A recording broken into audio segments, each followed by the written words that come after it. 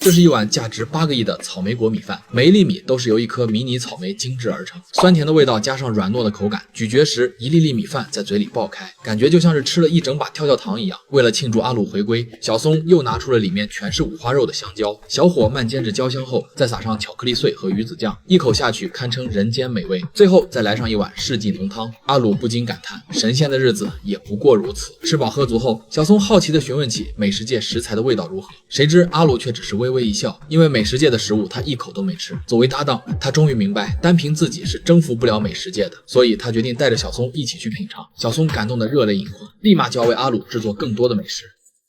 すぐに作りますからね。待っててくださいよ。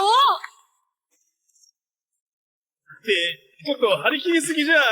可下一秒，意外发生了。随着一道清脆的响声，小松的宝贝菜刀竟生生断成了2截。原因是他没注意，就用菜刀砍了这颗比钢铁还坚硬的黑曜石板栗。痛失爱刀的小松哭得泣不成声。这把菜刀就是他的第2条生命，虽然价格不是很贵，但这是他攒了很久才买下的第1把菜刀，陪他走过了无数个日夜。小松甚至比丢了女朋友还要难过。阿鲁见状，眉头微皱，为了安慰小松，决定带着他去拜访传说中的铸刀大师梅尔克。据说此人打造的菜刀可以轻松劈开钢铁，经常往返死亡深渊的他，身上更是布满了令魔兽都畏惧的刀疤。但此人行踪诡秘，想要见到更是难如登天。然而当他们站在那上万级台阶脚下时，小松整个人都傻了。每层台阶足有2米多高，对于他这种弱鸡来说，简直就是噩梦。没爬几层，小松就累得气喘吁吁，可阿鲁却是如履平地，再慢一点，怕是明年都到不了山顶。可刚到山腰，小松就被一堆白骨吓得魂飞魄散。紧接着，一只长毛怪从背后扑来，好在阿鲁及时出手相救。可还没等2人喘口气，突然前方又窜出一群岩石狼，千钧一发之际，阿鲁抱起小松，从狼群的头顶跳过，2人使出吃奶的力气向上攀爬，不多时就看到了山顶。此时身后尾随的魔兽竟全都停下脚步，似乎山顶有他们更害怕的东西。2人一鼓作气登上山顶，眼前却只有一座破败不堪的石屋。小松正要上前敲门，忽然一道凌厉的刀气袭来，恐怖的威压让阿鲁瞬间僵住，可小松却浑然不觉，依旧像个人机一样傻乎乎地向门口走去。阿鲁急忙想要上前阻止，然而一只恐怖的独眼怪突然从2人的身后出现，张牙舞爪地扑向小松。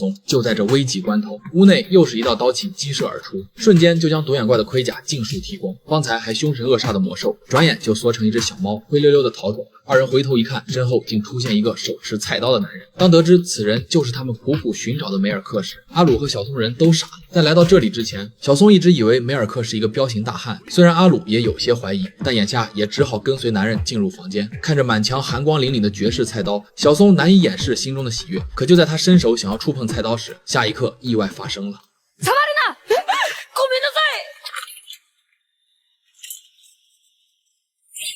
以上便是本集的全部内容，接下来再补充几点细节。这段看似热血的冒险之旅，实则暗藏多重深意。阿鲁一口未动，绝世美味。道破美食的终极奥义不在独占，而在共享。无人共鸣的智慧终归虚无。他要的是以味道编织羁绊。小松断刀碎掉的不只是器物，更是旧有认知的桎梏。唯有毁掉够用的旧念，才能逼出破格的锋芒。万级天梯每阶2米，阿鲁如履平地，而小松气喘吁吁，残酷映照天赋与努力的鸿沟。但真正的搭档不是背负，而是拽着对方亲自丈量世界的艰险。梅尔克瘦小却刀气射人，小松的毫无察觉反成护盾，彰显着返璞归真的强者之道。总的来说，这趟旅程真正教会小松的不是如何挥刀，而是带着裂痕继续向前走下去。